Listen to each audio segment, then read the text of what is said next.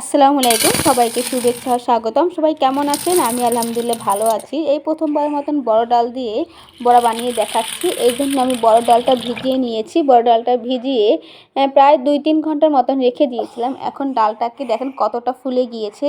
এরপর ডালটাকে ধুয়ে ভালোভাবে রসুন দিয়ে বেটে নিয়েছি। আপনারা চাইলে ব্লেন্ডার করেও নিতে পারবেন। এরপরে আমি ডালটার ভিতরে পেঁয়াজ কুচি দিয়ে দিচ্ছি, স্বাদ মতন কাঁচামরিচ, ধনিয়া পাতা, স্বাদ মতন লবণ। এরপর ভালোভাবে মেখে নিয়েছি। এর ভিতরে আমি কোনো হলুদের গুঁড়া বা মরিচের গুঁড়া ব্যবহার করিনি বড়াটা বানানোর জন্য।